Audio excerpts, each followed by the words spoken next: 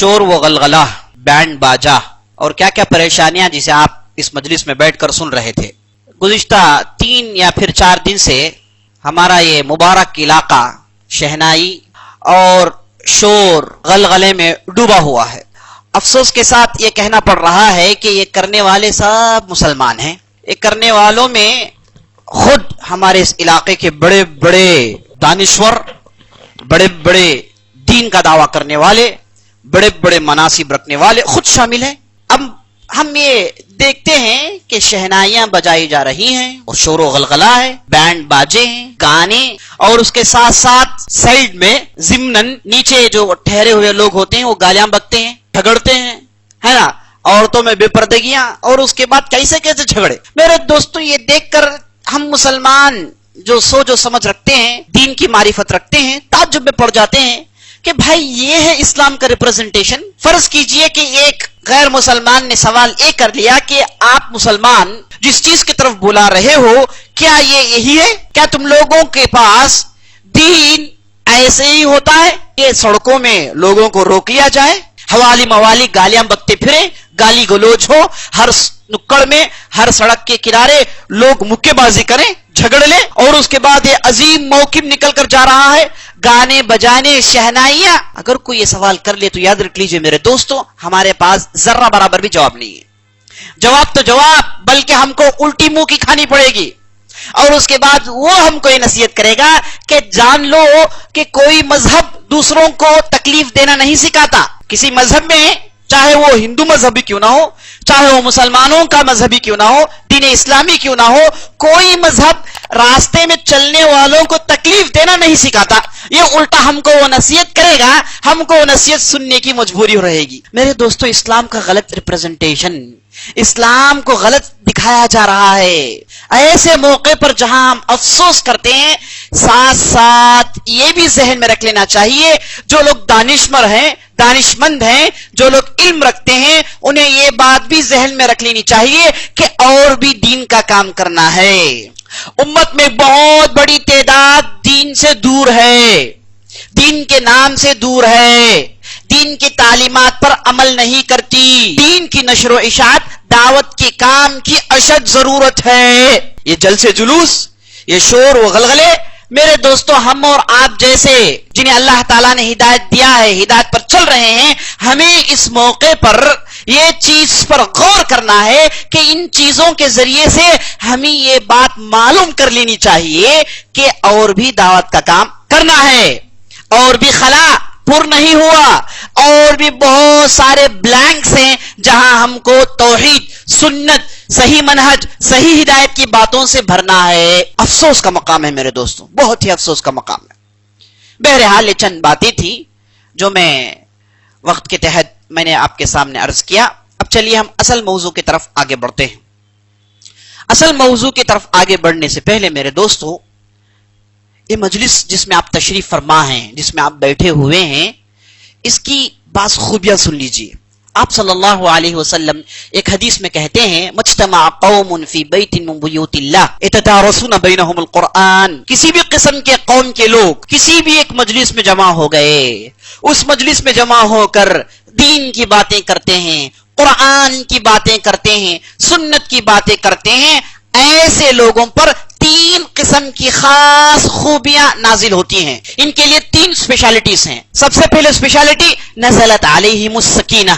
آپ صلی اللہ علیہ وسلم کہتے ہیں ایسے مجلس میں جو لوگ بیٹھے ہیں ان پر خاص چین، سکون، اطمینان، سکینت اللہ تعالیٰ نازل کرتا ہے۔ چین، سکون، اطمینان ایسے مجلس میں نازل ہوتی ہے۔ لوگ چین حاصل کرنے کے لیے، سکون حاصل کرنے کے لیے کیسے کیسے طور و طریقے اختیار کرتے ہیں آپ جانتے ہیں۔ کوئی کہاں جا رہا ہے، کوئی کہاں جا رہا ہے، صرف چند لمحے چین کے بتانے کے لیے۔ ان لوگوں کے لیے نصیحت یہ ہے، یہ انہیں کوئی بتا دے کہ ایسی مجالس میں چین و سکون نازل ہوتا ہے۔ یہ اللہ کے رسول صلی اللہ علیہ وسلم نے اس کی گارنٹی دی ہے۔ ایسی یہ مجلس ہے جو آپ کو اپنے گھر میں نہیں ملے گی۔ یہ ایسی مجلس ہے جو آپ اپنے گھر والے، اپنے بچوں کے ساتھ رہنے پر آپ کو حاصل نہیں ہوگا، یا پھر دنیا کے سارا مال خرچ کر کے ایسی کوئی مجلس آپ خرید لیں، ہو نہیں سکتا۔ چین و اطمینان میرے دوستو اس مجلس میں نازل ہوتی ہے۔ تو مومنین جن کے دل میں ایمان ہوتا ہے ایسے مجالس میں آ کر شامل ہونے کے لیے جستجو کرتے ہیں اور بے قرار رہتے ہیں. اسی لیے آپ صلی اللہ علیہ وسلم نے ایک حدیث میں کہا اذا مررتم بریاض الجنہ فارتعوا. اے لوگو، جنت کے باغیچوں کے درمیان اگر تمہارا گزر ہو جائے، جنت کے باغیچوں کے درمیان اگر تم چل کر جاؤ تو یاد رکھ لینا ان باغیچوں میں داخل ہو جاؤ، تاکہ ان باغیچوں کی خوشبو، اس کی لذت بھری نظریں، دل فریب مناظر سے آپ لطف اندوز ہوں، آپ کو وہ مزہ ملے. تو اہل علم نے یہ جنت کے باغیچوں کی تعریف میں بتایا جنت کے باغیچے کوئی دنیاوی جنت کے باغیچے نہیں ہیں، دنیاوی ٹائپ کے نہیں ہیں جہاں پر جھاڑ، نہر، حجر، شجر، پانی ہوتا ہے، بلکہ آپ صلی اللہ علیہ وسلم کی مراد دینی مجالس ہیں. آپ صلی اللہ علیہ وسلم دینی مجالس کا نام کیا دے رہے ہیں میرے دوستوں؟ کہتے ہیں کہ جنت کے باغیچے ہیں. یہ آپ جنت کے باغیچے میں تشریف فرما ہیں، جنت کے باغیچے سے آپ لطف اندوز ہو رہے ہیں، آپ کے لیے یہ خوشخبری آپ صلی اللہ علیہ وسلم سنا رہے ہیں. دوسری خوبی نزلت علیہم السکینہ وحفتہم الرحمہ.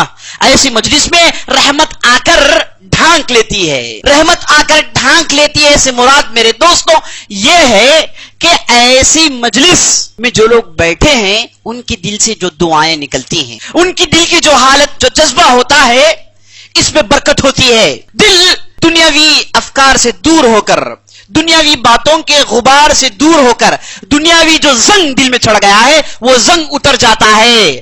دل اللہ کی باتیں، ہدایت کی باتیں قبول کرنے کے لیے تیار ہو جاتا ہے، اور اس کے بعد اچھی باتیں فوراً اثر کر جاتی ہیں، اچھی باتیں فوراً اس پر عمل کرنے پر آدمی ابھر آتا ہے.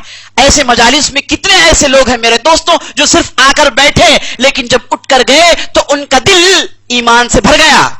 ان کا دل یہ اسے کہنے لگا کہ تو اتنے دن کیا زندگی گزار رہا تھا، تو کیا کر رہا تھا، یہ اصل زندگی ہے، یہ اصل صحیح راستہ ہے. راستے کی طرف اسے مول لاتی ہے میرے دوستوں ایسی مجلس. تو دل سے جو باتیں نکلتی ہیں، دل کا تیار ہونا، اسے نبی صلی اللہ علیہ وسلم نے کہا رحمت. ایسے مجالس کی دعائیں قبول ہوتی ہیں. یاد رکھ لیجیے میرے دوستوں، ایسے مجالس کی دعائیں قبول ہوتی ہیں. ایک دوسری حدیث میں نبی صلی اللہ علیہ وسلم نے کہا اللہ کے لیے بعض خاص فرشتے ہیں، ان کا کام صرف اتنا ہے کہ دینی مجالس میں جائیں، ان لوگوں کو ڈھانک لیں. یہ خاص ملائکہ اللہ نے ان کی خلقت اس وجہ سے کی کہ دینی مجالس میں جائیں اور مجلس میں جو لوگ تشریف فرما ہے انہیں ڈھانک لیں. خاص ملائکہ اسی کام کے لیے اللہ نے انہیں بنایا ہے. تیسری خوبی میرے دوستوں، جب ہم بیٹھ کر اس مجلس میں اللہ کو یاد کرتے ہیں، اللہ اپنی مجلس میں ہم اور آپ کو یاد کرتا ہے. اس سے بڑا شرف کیا چاہیے؟ عظیم مجلس میں جہاں پر اللہ کے ساتھ ساتھ بڑے بڑے فرشتے ہوتے ہیں، اس مجلس میں ہم اور آپ کا ذکر ہوتا ہے کہ فلاں بندہ آیا دینی مجلس میں، بہت سارا کام تھا، چھوڑ چھاڑ کر چند باتیں دین کی سننے کے لیے آ گیا. تو اسے دین کی مجلس کی طرف کھینچ لانے والی بات وہ ہے جو اس کے دل میں ایمان ہے. تو اس کا ذکر اللہ کی مجلس میں ہوتا ہے میرے دوستوں. یہ بہت بڑا شرف ہے.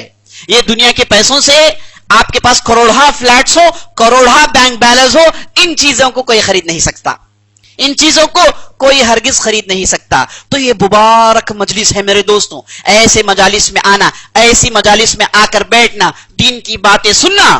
اگر کسی کو نیند آ جائے، سو بھی جائے، تو بھی وہ جو ہے اس رحمت میں شامل ہے. اس کا مطلب یہ نہیں کہ مولوی صاحب تھوڑی دیر سونے کی بھی اجازت دے دیے، تھوڑی دیر کے لیے میں اونگ لوں گا، اس کی اجازت میں آپ کو نہیں دے رہا ہوں، بلکہ آپ کو یہ بتا رہا ہوں سمجھ میں بات آئے یا نہ آئے، ذہن تیار ہو کر سنے یا نہ سنے، لیکن مجلس میں بیٹھنا خود اس چیز کی گارنٹی ہے کہ آپ پر اللہ کی رحمت نازل ہو رہی ہے، آپ کو اللہ تعالیٰ پسند کر رہا ہے، آپ کے دل میں ہدایت ہے. بہرحال اب چلیے اصل موضوع کی طرف آگے بڑھتے ہیں. موضوع آپ نے سن لیا، ایک جھنگارتا ہوا شیر اپنے گھوڑے پر، ایک جھنگارتا ہوا شیر اپنے گھوڑے پر. ہم نے شیر کا نام دیا، یہ میں نہیں دے رہا ہوں میرے دوستوں، بلکہ یہ دینے والے خود ایک صحابی ہیں. معرکۃ القادسیہ ہے، عراق کے اندر جب مسلمان چڑھائی چڑھائے، عراق کے زمینوں کو جب روندنے کا پروگرام بنایا گیا. آپ جانتے ہیں آپ صلی اللہ علیہ وسلم کی حکومت تھی، آپ صلی اللہ علیہ وسلم جب تک تھے تو سارا جزیرۃ العرب مسلمان ہو گیا. اس کے بعد صدیق اکبر آئے، ان کی خلافت میں انہوں نے جزیرۃ العرب سے باہر اسلام نہیں پہنچایا، بلکہ جزیرے کے اندر جو مسائل تھے اسے انہوں نے درست کیا. جو بگاڑ پیدا ہو گئی تھی، جو شتر بے مہار عرب نکل گئے تھے، انہیں صدیق اکبر نے کھینچ کر دوبارہ انہیں سدھارا، انہیں درست کیا، انہیں صحیح کیا. اسی میں ان کے 2.5 سال نکل گئے. اس کے بعد عمر بن خطاب آئے.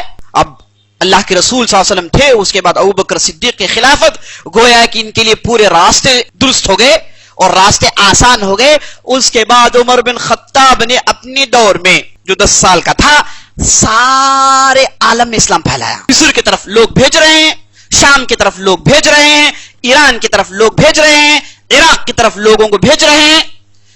جو بھی زمین تھی ہر طرف لشکر عمر بن خطاب بھیج رہے ہیں. اب مدینے میں کوئی فتنہ نہیں کر سکتا, کوئی کھلبلی مچا نہیں سکتا, انگلیاں ہلا نہیں سکتا, فتنے برپا نہیں کر سکتا. فتنے انگیز لوگ منہ میں انگلی رکھ کر خاموش بیٹھے ہیں, کیونکہ دور کس کا ہے؟ در عمری کا ہے. کس کا دور ہے؟ چھاٹی, عمر کی چھاٹی کا دور ہے. کوئی افتک نہیں کر پایا, خاموشی سے دیکھتے رہے بس. عمر بن خطاب نے 10 سال میں اسلام کو اتنا پھیلایا, بہت دور تک داغ بیل ڈالی, اسلام کے پرچم کو بہت دور تک پہنچایا. جب مسئلہ عراق کا آیا تو عمر بن خطاب نے کہا کہ عراق واقعی سنگلاخ زمین ہے, وہاں پر بڑی آسانی سے چڑھائی چڑھانا, بات آگے بڑھانا آسان نہیں ہے. اس کام کے لیے خود میں اپنے آپ کو تھش دیتا ہوں. یہ کہہ کر انہوں نے لشکر تیار کیا اور کافی لشکر تیار ہو گیا تھا, اور ان قریب تھا کہ عمر بن خطاب لشکر لے کر عراق پر چلے جاتے. اتنے میں بڑے صحابہ جمع ہوئے, جمع ہو کر بولے امیر المومنین آپ کیا کر رہے ہیں؟ آپ عراق میں چلے جائیں, خدا نہ خواستہ کچھ ہو جائے تو آپ جیسی شخصیت کو ہم کھو کر کیسے عمل سے رہ سکتے ہیں؟ آپ کا مدینے میں ہونا اشد ضروری ہے, آپ باہر جانے کے پروگرامز ہرگز مت بنائیے. یہ کہنے والے بڑے بڑے صحابہ تھے, اس میں علی بن ابی طالب تھے, عبد الرحمن بن عوف تھے, بڑے بڑے صحابہ نے یہ رائے دی کہ آپ ہرگز باہر نہ جائیں, آپ مدینے میں رہیے, مدینے میں اپنی سکونت اختیار کیجئے, یہاں سے آپ کمانڈ بھیجئے, ایک بہترین آدمی کو ہم بھیجیں گے جو جا کر عراق کے زمینوں کو رون دے گا. شروع میں عمر بن خطاب اسے ماننے کے لیے تیار نہیں تھے, لیکن پائے در پہ زور ڈالا گیا. آخرکار عمر بن خطاب نے کہا کہ ٹھیک ہے بھائی, میں تو نہیں جاؤں گا, لیکن بھیجوں کسے؟ کون ہے آدمی جو میری نیابت کرے, میں اسے ڈیپوٹائز کروں, کون ہے بتاؤ؟ لوگوں نے سوچا, بڑے بڑے صحابہ اہل الشورا سوچے. لوگوں نے سوچے کا مطلب کیا ہے؟ چھوٹے بچے نہیں سوچے. یہ بڑا مسئلہ ہے بھائی, مسئلے میں بحث چل رہی ہے, تو جو بڑے معتبر لوگ ہیں وہ سوچتے ہیں, ہے نا. تو بڑے مسائل کو سوچنے کے لیے بڑے لوگ ہیں. آج ہمارے معاشرے میں ہوتا کیا ہے, کوئی ادارہ بڑا چلتے رہتا ہے, یہ چپے رستم صاحب کو کچھ بھی نہیں معلوم, لیکن اچھل کے رائے دیتے ہیں.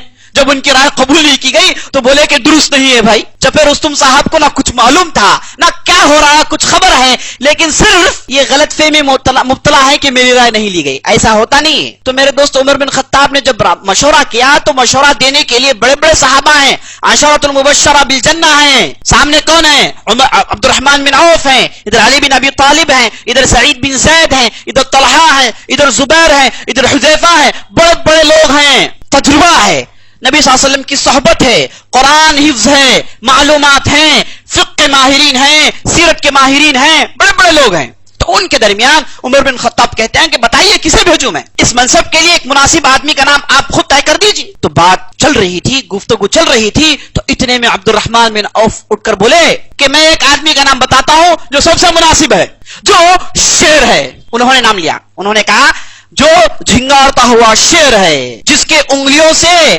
ناخن نکلے ہوئے ہیں, یہ دشمنوں کے چمڑیوں کو ادھیڑ دیتا ہے. یہ وہ آدمی ہے جس نے اسلام کے لیے سب سے پہلی مرتبہ خون بہایا.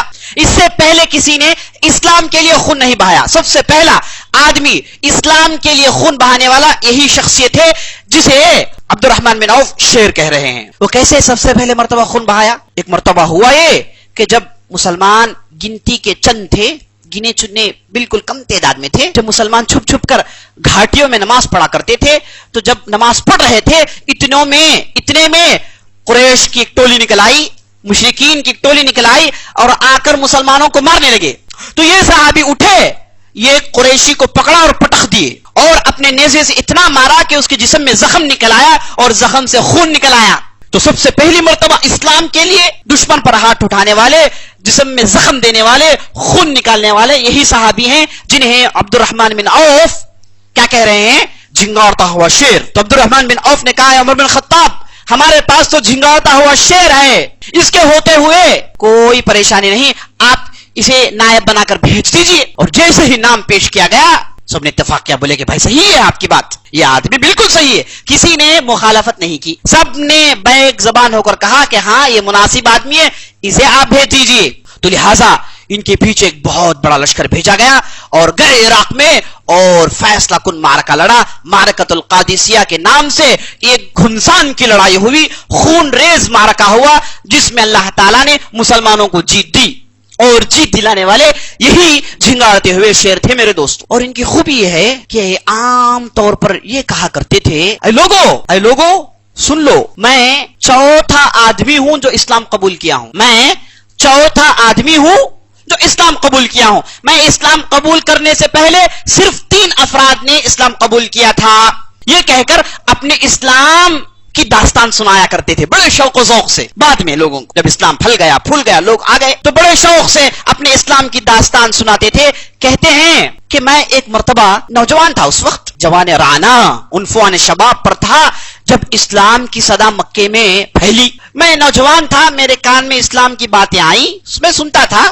لیکن ایک مرتبہ جب میں رات میں سویا تو خواب میں یہ دیکھتا ہوں کہ میں دلدل میں پھنس گیا ہوں, چاروں طرف پانی ہے, پریشان عالم ہے, اور آسمان کی طرف سر اٹھا کر دیکھ رہا ہوں تو مجھے ایک چاند نظر آیا, اس کی چاندنی نظر آئی اور روشنی چاروں طرف پھیلتی ہوئی نظر آئی. میں جو دلدل میں پھنسا ہوا تھا, پانی میں پھنسا ہوا تھا, بے قرار ہو رہا تھا, یہ روشنی دیکھ کر فوراً اس کے طرف آگے بڑھا, امید سے کہ روشنی کے ذریعے سے کچھ راستہ مل جائے. کہتے ہیں کہ میں یہ سوچ کر روشنی کی طرف آگے بڑھتے جا رہا ہوں, خواب دیکھ رہے ہیں, روشنی کی جو ہے طرف آگے بڑھے, اور اس کے بعد کہتے ہیں کہ میں جب روشنی کے پاس پہنچا تو یہ دیکھ رہا ہوں مجھ سے پہلے 3 افراد اس روشنی کے پاس پہنچ گئے ہیں. اب میں جو گیا تو 3 افراد کو دیکھا, اور 3 افراد کون ہیں؟ سب سے پہلا ابو بکر صدیق ہیں, نمبر 2 علی بن ابی طالب ہیں, نمبر 3 زید بن حارثہ ہیں. یہ 3 افراد مجھ سے پہلے اس روشنی کے پاس پہنچ گئے. یہ صحابی کہتے ہیں کہ میں خواب میں ان تینوں سے پوچھا کہ آپ کب آئے؟ اس روشنی کے پاس بہت پہلے آ گئے یا پھر ابھی ابھی آئے ہیں؟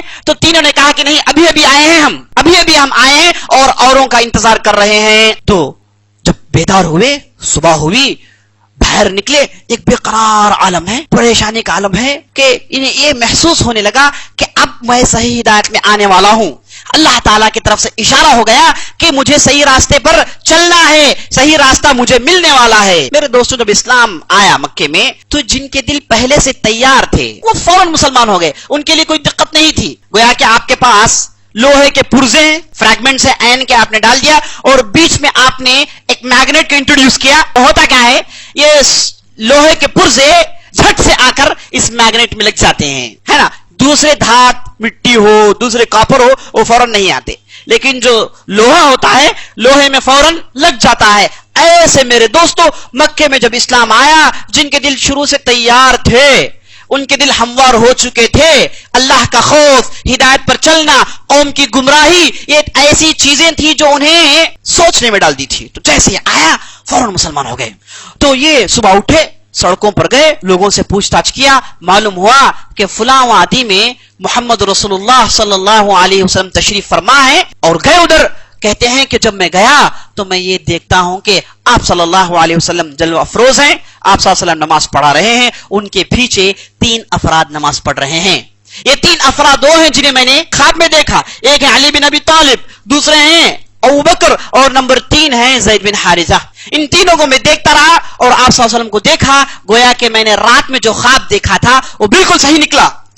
میں گمراہی میں ڈوبا ہوا ہوں اور سرور کائنات 14ویں کی رات کی طرح چمک رہے ہیں, اور یہ 3 افراد روشنی حاصل کرنے کے لیے پہنچ چکے ہیں. میں نمبر 4 ہوں جو ان کے بعد پہنچ رہا ہوں. اور جیسے منظر دیکھے فوراً آپ صلی اللہ علیہ وسلم کے ہاتھوں میں اسلام قبول کر لیا. آپ صلی اللہ علیہ وسلم نے ان کے اسلام کو قبول کیا, انہیں داد دی, اور یہ آپ صلی اللہ علیہ وسلم کی والدہ کے قبیلے سے تھے.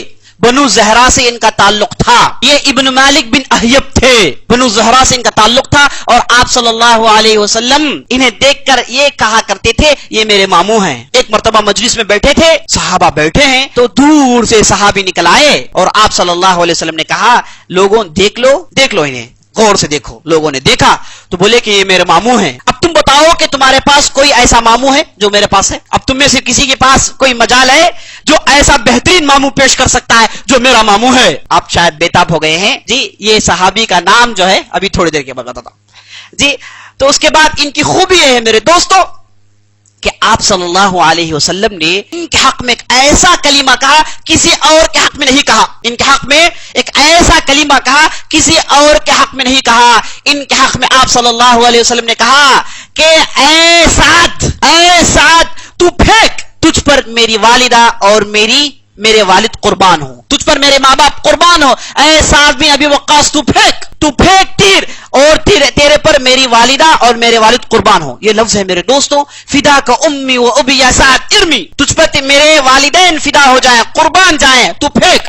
یہ حکم دینے والے میرے دوستوں, یہ جملہ صرف سعد بن ابی وقاص کے حق میں آیا, کسی اور صحابی کے حق میں نہیں آیا. اور زندگی بھر سعد بن ابی وقاص لوگوں کے درمیان یہ کہہ کر فخر کہتے تھے کہ یہ جملہ صرف میرے لیے کہا گیا, ابو بکر کے لیے نہیں رضی اللہ عنہ, نہ عمر کے لیے, نہ عثمان کے لیے, نہ علی کے لیے. یہ جملے کا خاص حقدار میں ہوں, اور میرے علاوہ آپ صلی اللہ علیہ وسلم میں کسی اور کو نہیں کہا. یہ تھے میرے دوستوں سعد بن ابی وقاص رضی اللہ عنہ. سعد بن ابی وقاص جو جب اسلام لائے تو ان کی عمر صرف 17 سال کی تھی, اور اسلام لائے تو اس زمانے میں اسلام جیسے آپ جانتے ہیں آسان نہیں تھا. بہت پریشانیاں ہوئی, بہت دقتیں جھیلی, مصائب و آلام کے پہاڑ ان پر ٹوٹے گئے. اور سب سے پہلے ان کی دشمن ان کی والدہ خود تھی میرے دوستوں. یہ کہتے ہیں کہ میں میری والدہ کی بہت عزت کیا کرتا تھا, وہ بڑی عزت مآب عورت تھی, بڑی عزت والی عورت تھی, ہوش حواس رکھنے والی, سوچ سمجھ رکھنے والی, سوچ بوچھ رکھنے والی ایک عورت تھی. تو میں جب مسلمان ہوا تو سب سے پہلے میری مخالفت کرنے والی یہی میری ماں تھی. انہوں نے مخالفت میں حد سے درجہ پار کر دیا. جب میری ماں کو معلوم ہو گیا کہ میں حلقہ بگوش اسلام ہو چکا ہوں, اسلام قبول کر چکا ہوں, تو وہ فوراً مجھ سے خوفزدہ ہونے لگی اور مجھ سے یہ کہنے لگی کہ تو دین چھوڑ دے. یہ نیا دین کیا تو نے اختیار کر دیا, آبا و اجداد کی دین کو چھوڑ کر تو نے یہ نیا دین کیا اختیار کر لیا ہے, تو اس دین کو چھوڑ دے. بات یہاں تک پہنچ گئی, ایک مرتبہ ان کی والدہ نے کہہ دیا کہ یاد رکھ لے, میں کھاؤں گی نہیں, نہ پیوں گی, میں بھوکی مر جاؤں گی جب تک کہ تو محمد کا دین نہ چھوڑ دے. یہ کہہ کر وہ بھوکی رہنے لگی, پیاسی رہنے لگی, اور سعد بن ابی وقاص کو بہت درد ہوتا تھا. وہ جاتے, بارہا سمجھاتے, کہتے اے والدہ, اے میری اما جان, بات کو مان لو, بات ویسی نہیں ہے, بات ایسی نہیں کہ والدہ اور جو ہے میرے درمیان جھگڑا ہے یا پھر محمد سے میرا کوئی خاص تعلق ہے. نہیں والدہ, یہ دین اللہ کا ہے, یہ دین اللہ نے نازل کیا ہے, یہ حق دین ہے, یہ اس کا تعلق اللہ سے ہے. ہزار مرتبہ سمجھاتے رہے, لیکن ان کی والدہ نے کہا کہ ہرگز نہیں کھاؤں گی, نہ میں پیوں گی, اور بھوکی رہنے لگی, یہاں تک کہ وہ دبلی پتلی لاغر ہو گئی. لیکن سعد بن ابی وقاص روز جاتے, سمجھاتے, لیکن دین چھوڑنے کے لیے تیار نہیں ہیں. دوسرے صحابہ مسلمان ہوئے, ان پر مختلف قسم کے پریشانیاں آئی, تکلیف ہوئی. جسمانی اعتبار سے کسی مارا گیا, کسی پیٹا گیا, کسی بھوکا رکھا گیا, کسی قید خانے میں ڈال دیا گیا, کسی صحرا میں پھینک دیا گیا, مختلف قسم کی پریشانیاں ہوئی. لیکن سعد بن ابی وقاص کے لیے جو پریشانی تھی وہ کچھ مختلف تھی, ہے نا, ایموشنل, نفسیاتی بات تھی. یہاں پر کوئی زور نہیں, نہ جسمانی اعتبار سے انہیں مارا جا رہا ہے, لیکن ان کی والدہ انہیں ایموشنل ٹیز کر رہی تھی, کہتی تھی کہ میں نہیں کھاؤں گی, میں مر جاؤں گی, تو اسلام نہ چھوڑے تو. لیکن سعد بن ابی وقاص نے اسے بڑے ہی بہترین انداز سے جھیلا, اس امتحان میں بہترین انداز سے پاس ہوئے. ایک مرتبہ اپنی والدہ کے پاس جا کر کہا, اے والدہ, ایک بات میں آپ کو کھل کر کہہ دینا چاہتا ہوں, آج اس بات کا فیصلہ ہو جائے. آپ جان لیجئے کہ یہ دین اللہ کا ہے, کوئی مخلوق, کوئی بندہ اس سے کوئی تعلق نہیں رکھتا, یہ دین اللہ کا ہے. اب اللہ کی محبت اور آپ کی محبت ہے. میرا خالق جسے تمہیں, مجھے اور ساری دنیا کو بنایا ہے, اس کی محبت اور آپ کی محبت کا مسئلہ ہے. یاد رکھ لیجئے میری والدہ, یاد رکھ لینا میری اما جان, آپ جیسی ہزار والدہ کو میں اللہ کے لیے قربان دے سکتا ہوں, آپ جیسی ہزار والدہ کو میں اللہ کے لیے قربان دے سکتا ہوں. تمہارا یہ ایموشنل ٹیز کرنا مجھے کچھ بھی کام نہیں آنے والا, آپ چاہیں جو بھی کر لے, میں اس دین کو چھوڑنے والا نہیں ہوں. جب یہ بات والدہ نے سنا تو پہچان لی کہ اب ساتھ ایسا ہو گیا ہے, اب اسے کوئی بدلا نہیں سکتا, یہ تو اب اسے چسکا لگ چکا ہے, یہ تو ایمان میں چلا گیا ہے, یہ تو بالکل جو ہے صحیح راستے میں چلا گیا ہے, اب اسے بدلنا کسی کی بس کی بات نہیں. یہ کہہ کر اس نے سعد بن ابی وقاص کے راستے کو چھوڑ دیا. تو سعد بن ابی وقاص میرے دوستوں مکے میں جب تک رہے, بہترین ان کی مثالیں, بہترین ایمان کی تابناک نقوش انہوں نے چھوڑا,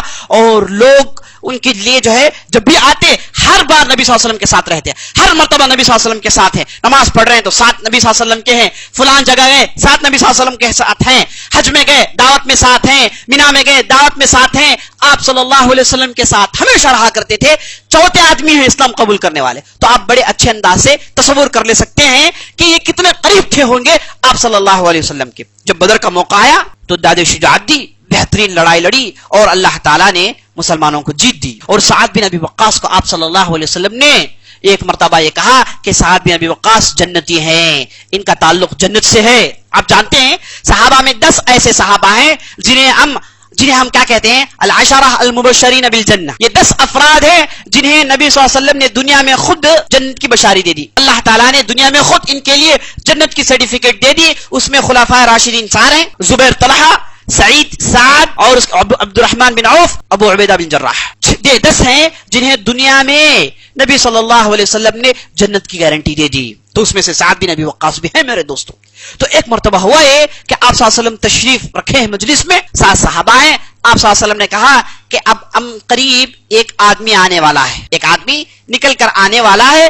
تم میں سے کوئی آدمی جنتی کو دیکھنا چاہے تو اسے دیکھ لیں. تم میں سے کوئی آدمی جنتی کو دیکھنا چاہے تو ایک صاحب آ رہے ہیں، انہیں دیکھ لیں، یہ جنتی ہیں. صحابہ بے قرار ہو کر انتظار کر رہے تھے. اتنے میں سعد بن ابی وقاص نکل آئے، آ کر مجلس میں بیٹھ گئے. مجلس ختم ہوئی تو صحابہ دوڑ کر سعد بن ابی وقاص سے پوچھے آخر آپ کا کیا عمل ہے کہ ہم نے آپ صلی اللہ علیہ وسلم کی زبانی یہ سرٹیفکیٹ دیتے ہوئے سنا کہ آپ جنتی ہیں. تو سعد بن ابی وقاص نے کہا کہ بھائی آپ جانتے ہیں جیسے تم روزہ رکھتے ہو ویسے میں بھی روزہ رکھتا ہوں، جیسے تم نماز پڑھتے ہو ویسے میں بھی نماز پڑھتا ہوں، جیسے تم صدقہ کرتے ہو ویسے میں بھی صدقہ کرتا ہوں. تمہارے میرے درمیان عبادت میں کوئی اونچ نیچ نہیں ہے، تم جیسے ہو ویسے ہی میں ہوں. لیکن جہاں تک ایک عمل جو میں کرتا ہوں یہ ہے کہ میں کسی بھی مسلمان کے تعلق سے دل میں کینہ، کپٹ، حسد، حقد، دشمنی، انتقام نہیں رکھتا.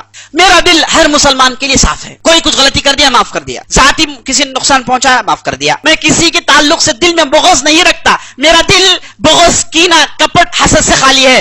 یہ میں مینٹین کرتا ہوں. یہ آسان چیز نہیں ہے، اسے میں مینٹین کرتا ہوں زندگی بھر، اسے میں مینٹین کرتا ہوں. ہو سکتا ہے اس وجہ سے میرے لیے یہ خوشخبری سنائی گئی. تو سعد بن ابی وقاص میرے دوستوں ایسے جنگ کے میدان کے مجاہد، اسلام کے رعیل اول سے تعلق، ہر معرکے میں ساتھ، اور دل ایسا صاف و شفاف، اور قرآن حدیث کی تلاوت رات اور دن. اس سے بہتر کیا چاہیے میرے دوست؟ اسی لیے عبد الرحمن بن عوف نے کیا کہا؟ جھنگارتا ہوا شیر. بالکل صحیح کہا انہوں نے.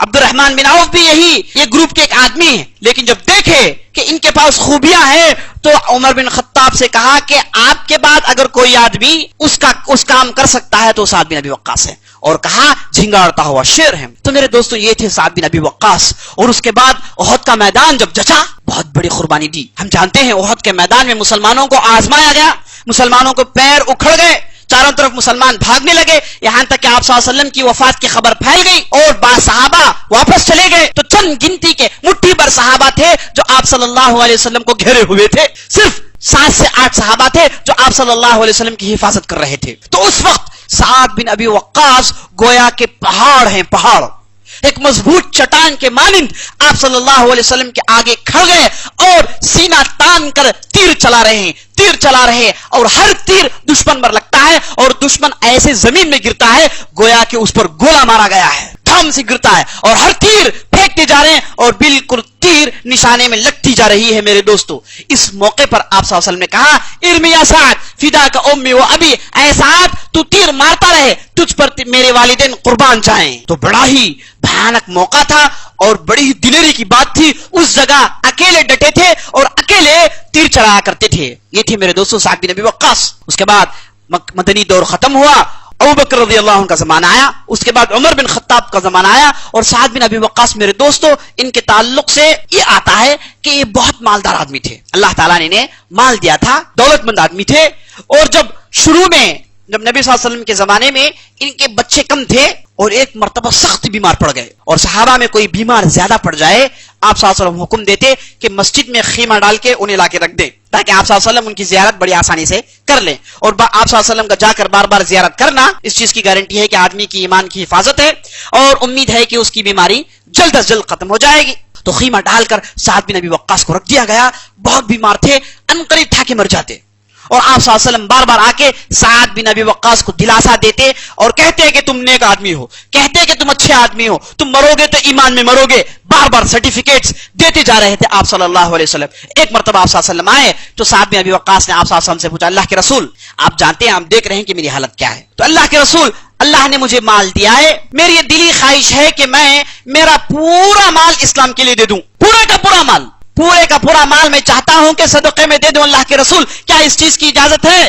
آپ صلی اللہ علیہ وسلم نے کہا کہ اے سعد, ہرگز نہیں, اس کی اجازت نہیں ہے تمہیں. تو سعد بن ابی وقاص نے کہا اللہ کے رسول آدھا مال دے دیتا ہوں. دیکھیے میرے دوستو کیا جملہ ادا کر رہے ہیں. یہ جملہ چونکہ ایسے ہی جو ہے ہمارے جو معاشرے میں لوگ کہتے ہیں نا جی, اوپر صرف زبان تک رہتا, دل میں بات اترتی, ایسی بات نہیں ہے. سوچ سمجھ کر کہہ رہے ہیں, کیا کہہ رہے ہیں جانتے ہیں.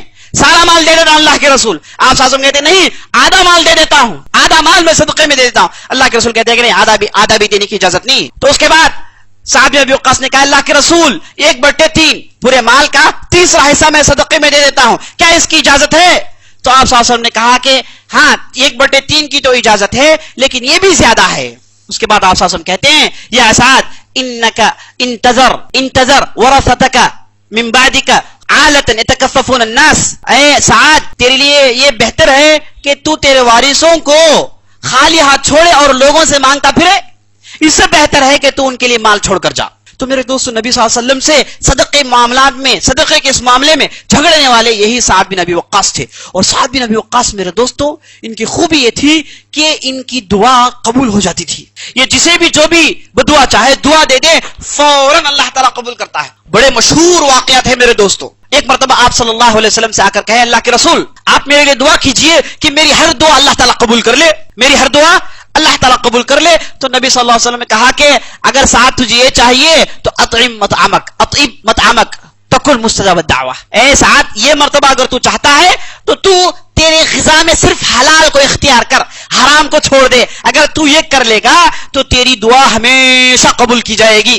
تو سعد بن ابی وقاص کہتے ہیں کہ میں ایسا آدمی ہوں کہ جب بھی ایک لقمہ لیتا ہوں تو مجھے معلوم ہے کہ لقمہ کس پیسے سے میں نے خریدا ہے, اور وہ پیسہ میں کیسے جو ہے کمایا ہوں, کیسے اس پیسے کو میں نے کمایا ہے, وہ تمام چیزیں جانتا ہوں. اور ہر لقمے کو میں سوچ سمجھ کر لیتا ہوں. میرے پیٹ میں صرف حلال مال جاتا ہے, حرام کی گنجائش ہرگز نہیں, میرے پیٹ پہ حرام جانے کی گنجائش نہیں. اسی لیے نبی صلی اللہ علیہ وسلم کی دعا آپ کے ساتھ ہمیشہ رہا کرتی تھی. اور آپ نے کسی کو بدعا دے دی تو یاد رکھ لیجئے کہ آدمی برباد ہو گیا, یاد رکھ لیجئے کہ وہ آدمی برباد ہو گیا. ایک مرتبہ ہوا یہ کہ کوفہ والے آ کر عمر بن خطاب سے کہنے لگے کہ سعد بن ابی وقاص کی گورنری ٹھیک نہیں ہے, انہیں لوگ پسند نہیں کرتے. صرف اتنی شکایت آئی, اور شکایت کس کے پاس آئی ہے؟ عمر بن خطاب کے پاس شکایت آئی.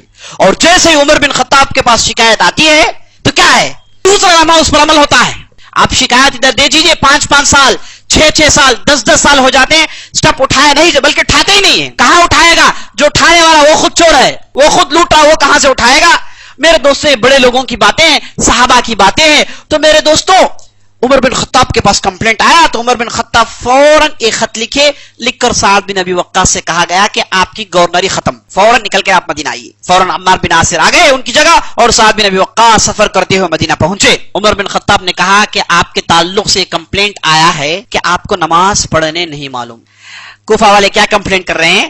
آپ کو نماز پڑھنے نہیں معلوم, نہ آپ نماز پڑھانا صحیح جانتے ہیں. سعد بن ابی وقاص نے کہا ایسے لوگ ایسے ہی ہوتے ہیں, لوگ ہیں نا ایسے ہی ہوتے ہیں. علی بن ابی طالب جب ان کی حکومت تھی تو فتنہ کرنے والے کہتے تھے, کیا کہتے تھے معلوم؟ علی بن ابی طالب جنگ کے میدان کے آدمی نہیں ہے, تلوار پکڑنا ان سے ڈر ہوتا ہے انہیں. کسے کہہ رہے ہیں؟ علی بن ابی طالب پر یہ تہمت لگایا جاتا ہے کہ جنگ کے میدان کے آدمی نہیں ہے, انہیں تلوار پکڑنا نہیں آتا. حیدر کو کہا جا رہا ہے, خیبر سے پوچھئے کہ علی بن ابی طالب کون ہے, اور بدر کے میدان سے پوچھئے کہ علی بن ابی طالب کون ہے. لیکن تہمت کیا لگایا جاتا ہے؟ خارجی کیا کہتے ہیں کہ انہیں تلوار پکڑنا نہیں آتا. لوگ ایسے ہی ہوتے ہیں, ہر زمانے میں ہوتا ہے. اچھے سے اچھا کام کرنے والے کہتے ہیں کہ انہیں کام آتا ہی نہیں. ایک بہت بڑے شاعر تھے, انہیں اقبال سے پریشانی تھی. لوگوں نے پوچھا کہ اقبال کیسے شاعر ہے؟ بولے کہ وہ شاعر ہی نہیں ہے, وہ شاعر ہی نہیں ہے, اس کی شاعری کون مانتا, وہ شاعر ہی نہیں, جو بھی کہتا ہے شاعر ہی نہیں ہے. لوگ ایسے ہی ہوتے ہیں, تہمت لگانے آئے, اچھے سے اچھے آدمی کیا کہہ دیں گے, جو بھی چاہے کہہ دیں گے. لوگوں کی زبانوں میں ہڈی نہیں ہے میرے دوستوں, خاص طور پر فتنہ پرست لوگ, اگر ان کے خلاف بات جائے چاہے جو بھی چاہے کہہ دیں گے. تو کمپلینٹ آیا کہ سعد بن ابی وقاص کو نماز پڑھانے نہیں آتا. تو عمر بن خطاب پوچھنا جانتے ہیں کہ سعد بن ابی وقاص کا مرتبہ کیا ہے, لیکن پوچھنا ہے, یہی فارمیلٹی ہے. بلائے پوچھے کہ کیا تم نماز پڑھنا نہیں جانتے؟ تو سعد بن ابی وقاص نے کہا واللہ خدا کی قسم اے عمر بن خطاب، میں ان کے سامنے نبی صلی اللہ علیہ وسلم جیسی نماز پڑھتا ہوں، جیسے نبی صلی اللہ علیہ وسلم نماز پڑھاتے تھے، جس میں پڑھتا تھا ویسی نماز میں پڑھاتا ہوں عمر بن خطاب، اس میں ذرہ برابر بھی آگے ذرہ برابر بھی پیچھے نہیں جاتا، ڈٹو نبی صلی اللہ علیہ وسلم کی نماز پڑھاتا ہوں میں۔ عمر بن خطاب نے کہا کہ یہی امید تھی آپ سے، میں جانتا تھا کہ یہی جواب ہے، لیکن پوچھنا تھا اس لیے میں نے پوچھ لیا۔ اس کے بعد 2-3 صحابہ کو بلا کر سعد بن ابی وقاص کو ساتھ کیے، بولے کہ جا کر کوفہ کے پوری مساجد میں لسٹ اٹھاؤ، سعد بن ابی وقاص کے تعلق سے لوگ کیا کہہ رہے ہیں لسٹ لے کر آؤ۔ اور یہ لوگ سعد بن ابی وقاص کو لے کر گئے، جا کر ہر مسجد میں گئے، ٹھہرا کر پوچھ رہے ہیں کہ سعد بن ابی وقاص کیسے ہیں آپ کے سامنے؟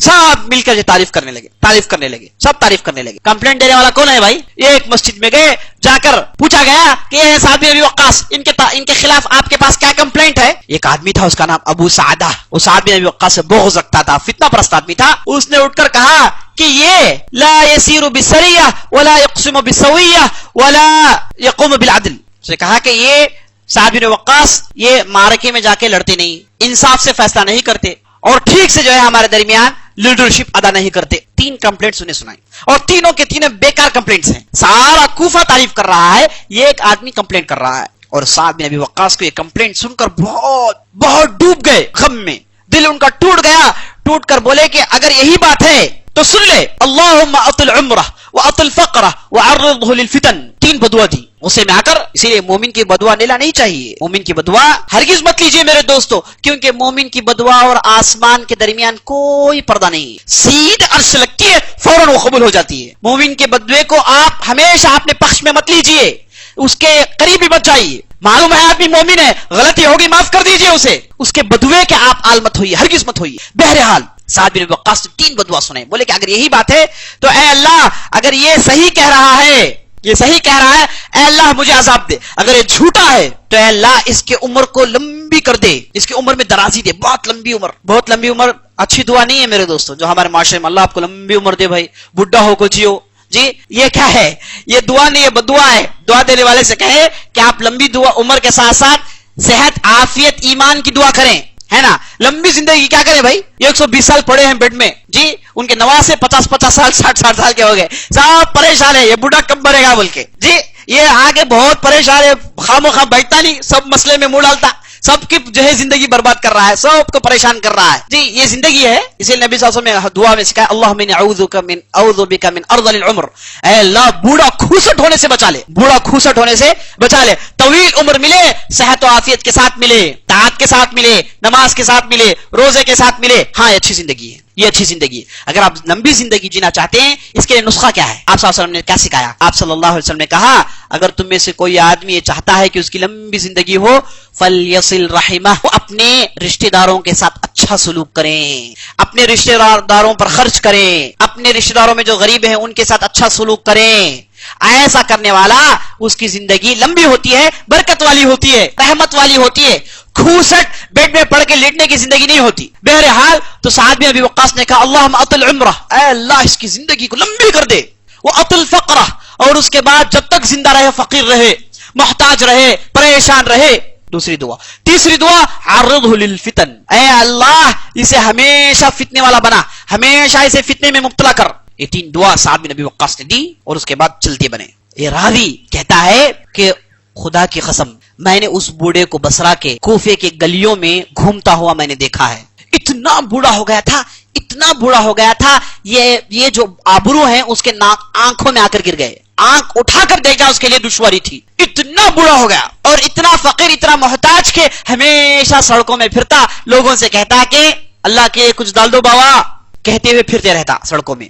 اور تیسرا، اتنے بوڑھاپے میں یہ حالت میں نوجوان لڑکیوں کو چھیڑتا، یہ حالت میں جی چمڑیاں آنکھوں میں آ گئی ہیں، چل نہیں پا رہا ہے، ایسی حالت میں علاقے کے لڑکیوں کو چھیڑ رہا ہے، نعوذ باللہ۔ اور اس کے بعد وہ خود کہتا ہے اصابتنی دعوت سعد، مجھے سعد کی بدعا لگ گئی، یہ سب کرتا ساتھ ساتھ یہ کہتے پھرتا، اور پورے کوفے والوں کے لیے یہ چلتی پھرتی عبرت تھی۔ سب دیکھتے بولتے کہ بھائی ہم لوگ فتنے والے ہیں، لیکن مومنین کے ساتھ ہرگز فتنہ مت کرے، یہ کیا پریشانی ہے، مر نہیں رہا بوڑھا، सड़कों में जब चाहे निकल जा रहा है और ऐसे ऐसे काम करते फिर रहा है, हमारी लड़कियों महफूज नहीं है लड़कियां। तो मेरे दोस्तों साद बिन अबी वक्कास की फौरन दुआ अल्लाह ताला कबूल करता था, क्योंकि आप सल्लल्लाहु अलैहि वसल्लम के नुस्खे पर अमल किया करते थे। इन्हीं के ताल्लुक से आता है कि ये एक मर्तबा जब जंग कादिसिया में थे, मारका चल रहा था, लड़ाई चल रही थी, बाज लोग ऐसे निकल गए मुसलमान लश्कर में जो फितने परस्त थे, उन लोगों ने साद बिन अबी वक्कास के खिलाफ बातें फैलाना शुरू कर दी, है ना। फितने परस्त जो भी होते हैं, उन्हें कोई काम सही चलता रहे, नेक काम हो, सब मिलकर चल रहे हैं, वहां उन्हें रहा नहीं जाता। खुद को खुजली नहीं होती, दूसरों को खुजाते, है ना।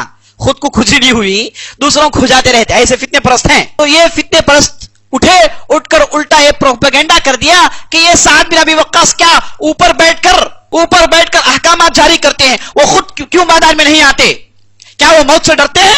ये कहकर ऐसी वैसी बातें प्रोपेगेंडा कर रहे थे और मुसलमानों में जिहाद का जज्बा कम होते जा रहा था। जब साद बिन अबी वक्कास की बात पहुंची तो बहुत दिल गम में डूब गया और फौरन उन्होंने बद्दुआ दी। बोले कि अल्लाह इसके मुंह को फाड़ दे, इसके मुंह को फाड़ दे। बड़ी खतरनाक बद्दुआ थी, अल्लाह इसकी मुंह को फाड़ दे, क्योंकि मुंह से फितना बर्पा कर रहा है ना, मुंह फाड़ दे रब्बुल आलमीन। और हुआ ऐसे ही कि एक मर्तबा वो जा रहा था तो अचानक एक चिंगारी पता नहीं कहां से आई और सीधे आके मुंह में लग गई, और उसके बाद जब भी बात करता, हकलता, अल्फाज सही अदा नहीं कर पाता, मुंह का चेहरा बिगड़ गया, बदसूरत हो गया। ये साद बिन अबी वक्कास की बद्दुआ थी। एक मर्तबा साद बिन अबी वक्कास बैठे थे, मजलिस में बाज लोग बैठे थे, उनमें से बाज लोग अली रज़ियल्लाहु अन्हु को गालियां दे रहे थे, जुबैर रज़ियल्लाहु अन्हु को गालियां दे रहे थे, तलहा रज़ियल्लाहु अन्हु को गालियां दे रहे थे। साद बिन अबी वक्कास ने कहा, आप लोग हरगिज ऐसा मत करो, जानते हो किस ताल्लुक से बात कर रहे हो, कौन सी शख्सियतों के ताल्लुक से क्या बात कर रहे हो, जबान में लगाम है या नहीं है, सोच समझ के बात करो। ये अली है, ये जुबैर है, ये तलहा है, जबान देख कर चलाओ, इनके खिलाफ कुछ भी मत कहो, गालियां मत बको।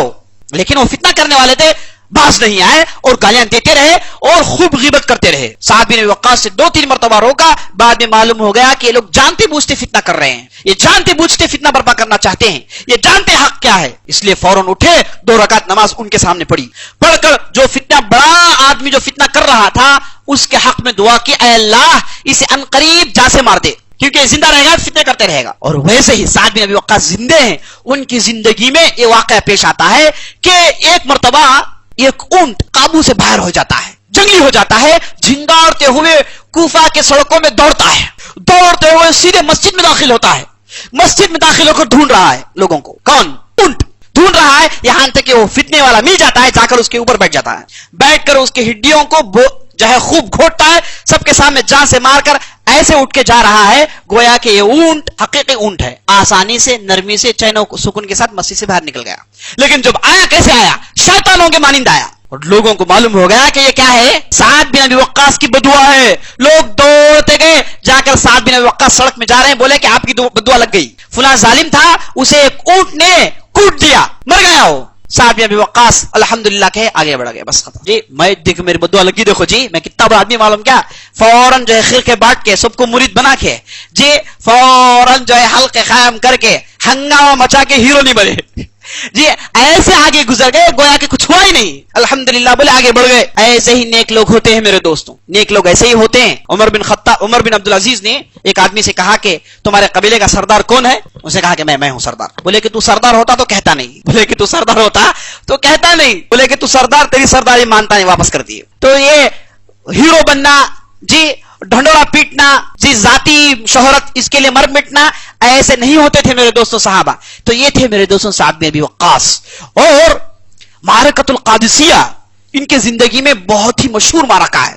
ये मारका हुआ ये कैसे कि जब मारका शुरू हो रहा था, साद बिन अबी वक्कास के पीठ में दुमल निकल आए, ऐसे दुमल निकल आए कि ना खा सकते थे ना बैठ सकते थे, घोड़े में टिक नहीं सकते थे। तो मजबूर होकर मेरे दोस्तों ये कभी कभार घोड़े में लेट जाते और कमांडर करते। और ये हालत देखकर साहबा ने कहा कि आप ऊपर चले जाइए, आपके लिए जगह बना देते हैं, वहां से जंग का मैदान अच्छी तरीके से नजर आएगा, आप वहां से बैठकर कमांड कीजिए। तो वहां पर लेट कर साद बिन अबी वक्कास 3 या 4 दिन सिर्फ ऐसे लेट कर कमांडिंग करते रहे मेरे दोस्तों, और मारका जीत कर दिखाया। ये बीमारी की वजह से जब वो ऊपर थे तो लोगों ने क्या कहा, फितना परस्तों ने, ये मैदान में क्यों नहीं आते, मैदान में आकर क्यों नहीं लड़ते, इन बेवकूफ को नहीं मालूम बदर में कौन था, ओहद में कौन था, खैबर में कौन था, तबूक में कौन था, मोता में कौन था, हुनैन में कौन था, क्या साद बिन अबी वक्कास वहां नहीं था, रज़ियल्लाहु अन्हु थे वहां।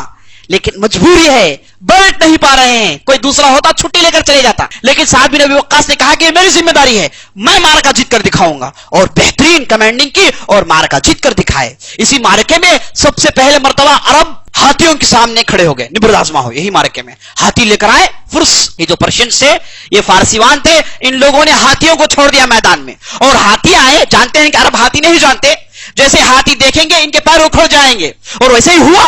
जब हाथी आ गए मैदान में मुसलमान टिक नहीं पाए, ऊपर से साद बिन अबी वक्कास ने दो ग्रुपों को भेजा, जाओ करना क्या है कि एक आदमी हाथी पर जो बैठे हैं उन पर तीर मारेगा, एक आदमी चुपके से जाकर हाथी पर जो लोग ये जो डिब्बा बनाकर बैठे हैं उस डिब्बियों के रस्सियों को तोड़ देगा, काट देगा। ये ग्रुप ऊपर मारेगा, ये ग्रुप जाके रस्सियों को काट देगा, यहां तक कि हाथी पर जो बैठे नीचे गिर जाएं। ऐसा हो जाए हाथियों को सूंड पर मारो, उनके सूंडों को काट दो। छोटी दो टोलियां गई और बड़ी आसानी से काम खत्म कर दी। और ऐसा हुआ कि फारसी हाथी लाए और खुद परेशान हो गए, खुद अपने हाथियों के पैरों के तले रौंद दिए गए, बहुत बड़ी तादाद खुद अपने हाथियों की वजह से मारे गए। यही साद बिन वक्कास थे, इनके आइडिया से ये बेहतरीन कामयाबी हुई। मेरे दोस्तों, इसी तरीके साद बिन अबी वक्कास रहे और उनके बहुत सारे कारनामे और किताबों में मौजूद है। आप मजीद तफसील के लिए किताबें पढ़िए और इनकी जानकारी हासिल कीजिए। इनकी जिंदगी से हमारे लिए दो नसीहतें। सबसे पहली नसीहत हलाल खाना, सबसे पहली नसीहत हलाल खाना। हलाल आदमी खाएगा तो उसकी दुआ अल्लाह ताला कबूल करेगा, वो हमेशा अल्लाह ताला उसकी दुआ कबूल करने के लिए तैयार रहता है। सिर्फ जबान से निकालें, अल्लाह ताला उसकी दुआ कबूल करता है। नसीहत नंबर 2 यह है कि मौका मिले, जिम्मेदारी मिले, कमांडरी मिले तो उसे बेहतरीन तरीके से अंजाम दें। जिम्मेदारी ले तो बेहतरीन तरीके से अंजाम दे। और साद बिन अबी वक्कास कई जगह गवर्नर रहे और जहां कहीं भी गए बेहतरीन कारनामे अंजाम दिए। बस इससे अपनी बात खत्म करता हूं। अल्लाह ताला से दुआ करता हूं कि हमने जो भी कहा, जो भी सुना, इसके मुताबिक अमल करने की तौफीक बख्शे। सुब्हान रब्बिक रब्बिल इज्जति अम्मा यसिफून व सलामुन अलल मुरसलीन वल्हम्दुलिल्लाहि रब्बिल आलमीन। कोई सवाल है तो कर सकते हैं। अच्छा सवाल किए, सवाल ये कर रहे हैं, एक साहब ने दावत दी, आपको मालूम हुआ कि दावत देने वाले हराम कमाते हैं, ऐसी जगह नौकरी करते हैं जहां की नौकरी इस्लाम ने हराम करार दिया, क्या उनके पास जाके दावत खा सकते हैं, उनकी जियावत में शामिल हो सकते हैं? अच्छा सवाल है। जवाब इसका यह है मेरे दोस्तों कि आप उस दावत देने वाले को देखिए, अगर उसकी पूरी तिजारत हराम की है, उसकी पूरी इनकम हराम है, उसका सोर्स ऑफ इनकम हराम है, हलाल दूर दूर तक नजर नहीं आता, ऐसी सूरत में उससे आप बरमला माजरत पेश कर दीजिए कि मैं आपके यहां दावत को नहीं आ सकता। वजह यह है कि आपके यहां ये है ना, या फिर दिल तोड़ने का मसला है तो आप चले जाइए दावत में, खाइए मत। कह दीजिए कि भाई मैं आया, आपने बुलाया, मैं आ गया, आपकी दिल को रखना चाहता हूं, दिल को तोड़ना नहीं चाहता, रिश्ता बाकी रखना चाहता हूं, आपसे मोहब्बत है, लेकिन इस्लाम में इजाजत नहीं देता कि आपके यहां खाएं, क्योंकि आप हराम कमा रहे हैं। जबकि हलाल समंदर के मानिद है, हराम कतरों के मानिद है, आप इन कतरों को लेने के लिए तैयार हैं, समंदर के मानिद पानी को आप इख्तियार करने के लिए तैयार नहीं है, लिहाजा मैं आपके पास खा नहीं सकता। अच्छे अंदाज में, अच्छे उसूल में बात पहुंचा कर आ जाइए, खाए मत। अगर उसकी तिजारत है या फिर कमा रहा है, एक सोर्स हराम का है, एक सोर्स हलाल का है, तो आप इसके यहां खाइए, लेकिन नसीहत से अपने आप को परहेज मत कीजिए, नसीहत सुनाइए, बताइए कि आपके यहां फलां फलां चीज हराम है, आप अल्लाह के लिए से परहेज कर ले, आपके पास तो हलाल तरीका है ना। बाज लोग हैं, ताजुब होता है, हलाल पहाड़ों के मानिद है, लेकिन फिर भी बैंक में इंश्योरेंस डाल के रखें 20 साल के वास्ते, बेटे के वास्ते 20 साल के इंश्योरेंस, उनको है करोड़ों के पैसे, इंश्योरेंस डाल बाद में काम आएगा, बैंक में रखें, सूद खाते हैं, क्यों भाई हलाल है ना, उसके बावजूद क्यों हराम में फिर पड़ रहे हैं? मेरे दोस्तों, हराम चीजें छोटी होती हैं, जलील होती हैं, लेकिन इनके अंदर मजा होता है, आदमी मजे का दीवाना हो जाता है। इसीलिए आप कभी भी हराम को टेस्ट करने की कोशिश मत कीजिए। एक मरतबा कर लेंगे, एक मरतबा हो जाएगा, बड़ी मुसीबत है, आप करेंगे एक मरतबा, लेकिन फिर कभी भी निकलना नहीं चाहेंगे, मुमकिन नहीं। अल्लाह ताला से दुआ है कि अल्लाह ताला हम और आपको हराम के हर तरीके से बचा कर रखें, गिज़ा हमारी हलाल रखें, हमारी जिंदगी को हलाल रखें। वल्लाहु आलम। नहीं, देखिए, अगर गवर्नमेंट से सवाल ये कर रहे हैं, गवर्नमेंट से स्कीम्स अनाउंस किए जाते हैं, है ना, गरीबों के लिए, मोहताजों के लिए, है ना, और उसके बाद तालीम के लिए, एजुकेशन के लिए लोन्स मिलते हैं, क्या हम इसे ले सकते हैं? तो मैं कहता हूं कि आप लीजिए, अल्हम्दुलिल्लाह आपको मिल रहा है, गवर्नमेंट आपको दे रही है, तो लीजिए आप, है ना। गवर्नमेंट ये कहती है कि भाई नहीं, आप बैंक में अकाउंट खोलेंगे तो अकाउंट में डालूंगी, ठीक है, अकाउंट खोलिए, कोई हर्ज नहीं, आप मोहताज हैं, जरूरतमंद हैं, तो आप उसे बिल्कुल लीजिए। लेकिन बाज ऐसे स्कीम्स होते हैं जिसमें गवर्नमेंट सूद देती है। जैसे एक हाल में एक साहब सुना रहे थे कि आप 1000 रुपए डालें, गवर्नमेंट भी 1000 रुपए डालेगी, दोनों मिलकर 1000 डालेंगे, 20 साल के बाद आपका अमाउंट प्लस इतना इंटरेस्ट आता आएगा। ये जायज नहीं है। اگر ایسا ہے تو جائز نہیں. انٹرسٹ ہے, اس کا پرسنٹیج سنایا گیا ہے اور اس پر آپ کو دیا جائے گا, تو یہ بالکل جو ہے حلال نہیں ہے, حرام ہے, اسے پرہیز کریں. ورنہ اس کے علاوہ جیسے جو ہے ابوالکلام آزاد ایجوکیشنل لون بچے جو پڑھتے ہیں ان کے لیے ملتا ہے, لیجیے. بہت سارے دوسرے ادارے ہیں جو لون یہ دیتے ہیں, مطلب اسکیم دیتے ہیں, اسکالرشپ دیتے ہیں تعلیم کے لیے, لیجیے. غریبوں کے لیے جو ماہانہ 400-500 روپے آتے ہیں وہ لے سکتے ہیں, کوئی حرج نہیں. تو گورنمنٹ سے ایسے چیزوں کو آپ لے سکتے ہیں, لیکن جس میں ڈائریکٹ سود انوالو ہے, سود دے رہی ہے گورنمنٹ, آپ سے لے کر اس پر پرسنٹیج ڈال کر دیتی ہے, آپ ہرگز مت لیجئے, یہ حرام ہے. واللہ اعلم. دیکھیے بعض انشورنس ہوتے ہیں آپ لامحالہ کرنا پڑتا ہے, جیسے آپ کی گاڑی کا ہے, بغیر اس کے آپ گاڑی چلا نہیں سکتے, پولیس والا پکڑ لے گا جی, اسے 500-600 روپے کھلائیں جی. بعض ایسے انشورنس ہیں جسے آپ پرہیز نہیں کر سکتے, گورنمنٹ نے آپ پر اسے لازم قرار دیا, تو آپ کیجئے اسے, اور ایک گناہ گورنمنٹ پہ جائے گا, ہے نا. اب بعض انشورنس ہیں آپ وہ کریں گے تو آپ کو فلان چیز میں چھوٹ ہے, آپ وہ کریں گے تو آپ کو اس میں چھوٹ ہے. ایسی صورت میں آپ ہرگز مت کیجئے, ہرگز میں چھوٹ حاصل کرنے کے لیے آپ حرام میں مت جائیے, بعض پیسوں کے لیے حرام میں ہاتھ مت ڈالیے, ہرگز مت ڈالیے. واللہ اعلم. وہی اگر میڈیکل انشورنس ہو یا دوسرا انشورنس ہو, اگر آپ پر الزامی ہے, مینڈیٹری ہے, آپ کی کمپنی یا پھر آپ کی گورنمنٹ یہ کہتی ہے کہ آپ کو کرنا ہی ہے, لامحالہ کوئی چارہ نہیں, مجبوراً آپ کریں. ایک منٹ, تو آپ مجبوراً ہیں کریں. اگر آپ کو اختیار دیا گیا کہ آپ لیں گے تو یہ چھوٹ ہے, لیں گے تو آپ کو یہ فائدہ ہے, آپ ہرگز مت جائیے, کیونکہ انشورنس حرام ہے. انشورنس کیوں حرام ہے؟ یہ اس وجہ سے حرام ہے کہ ہونے والے چیزوں کو ابھی بیٹھ کر حساب لگا کے اس کے لیے ایک اماؤنٹ فکس کر کے اماؤنٹ کلیکٹ کرنا ہے نا. 100 لوگ لیے, ایک کو حادثہ ہوا, اس پر تھوڑا پیسہ خرچ کیے, انشورنس کمپنی باقی پورا پیسہ ہڑپ لیتے ہیں. ایک انشورنس ہے کوآپریٹو, 4 اچھے لوگ جمع ہوئے, سب نے پیسے ڈالے, کسی کو مصیبت آئے تو پیسے دیں گے, بطور خرچ لے لیں واپس کر دے, یا پھر مفت میں دے دیں گے, یہ جائز ہے. کوآپریٹو انشورنس کہتے ہیں. کرنے والا وہ جو پیپر ورک ہے اس کی محنت کے لیے تنخواہ لیتا ہے تو بھی جائز ہے, کوئی حرج نہیں. لیکن یہ جو کمپنیاں ہیں یہ کمانا چاہتی ہیں, ہے نا. ہزار کروڑا لوگ انشورنس کرتے ہیں, مرا 2 آدمی 3 آدمی, اسے پیسے دے دیے اور باقی کا پیسہ چٹ, یہ حرام ہے, جائز نہیں ہے. آپ نے انشورنس میں پیسے جمع کیے, مجبوراً انشورنس میں آپ نے حصہ لے لیا, مجبوراً, ہے نا, اور اس کے بعد آپ کی گاڑی گم ہو گئی یا پھر آپ بیمار ہو گئے, تو آپ پر خرچ کیا جا رہا ہے بہت زیادہ پیسہ. آپ نے 1 لاکھ روپے دیے, لیکن آپ پر خرچ 5 لاکھ روپے کیا جا رہا ہے. ایسے صورت میں آپ کا 1 لاکھ حلال ہے, 4 لاکھ حرام ہے. آپ جو آپ کو پیسے دینا چاہتے ہیں ان سے کہیے کہ میں صرف 1 لاکھ روپے جمع کیا, وہ واپس کر دیں بس. اب گاڑی گم ہو گئی, اس کے لیے آپ کچھ بھی کلیم مت کیجئے, کیونکہ یہ تقدیر کی بات ہے نا, تقدیر کی بات ہے. گاڑی گم ہونا, کسی کا اچانک مر جانا, ایکسیڈنٹ ہونا, یہ کوئی جانتے بوجھ سے نہیں کرتا, یہ تقدیر کی بات ہے. تقدیر میں تجارت مت کیجئے, اسلام اسے حرام قرار دیتا ہے. اسلام ہر ٹرانزیکشن میں لینے والا دینے والا دونوں کو نقصان نہ ہو, اس کا کیا ہے, ہمیشہ اس کی حفاظت کرتا ہے. لینے والا بھی نقصان نہ اٹھائے, دینے والا بھی نہ نقصان اٹھائے. اگر لینے والا دینے والا دونوں میں کچھ نقصان معلوم ہو رہا ہے ٹرانزیکشن سے پہلے, تو یاد رکھ لیجیے وہ ٹرانزیکشن حرام ہے. اسی کو اسلام غبن کہتا ہے نا. اس کا مطلب یہ نہیں کہ ایک تجارت کیے, ایک کو نقصان ہو گیا, دوسرے کو فائدہ ہو گیا, تو اس فائدہ جسے ہوا وہ حرام, وہ بات نہیں کر رہا ہوں میں. تجارت میں جانے سے پہلے معلوم ہو گیا کہ دونوں میں ایک آدمی کو نقصان لامحالہ ضروری ہے, ویسے تجارت کو اسلام حرام قرار دیتا ہے. اسلام لینے والا بھی نقصان نہ اٹھائے, دینے والا بھی نقصان نہ اٹھائے, اس کی بڑی شدید طور پر پابندی کرتا ہے. واللہ اعلم. ٹھیک ہے, سبحان اللہ وبحمدہ, سبحانک اللہ وبحمدک, اشہد ان لا الہ الا انت, استغفرک و اتوب الیک.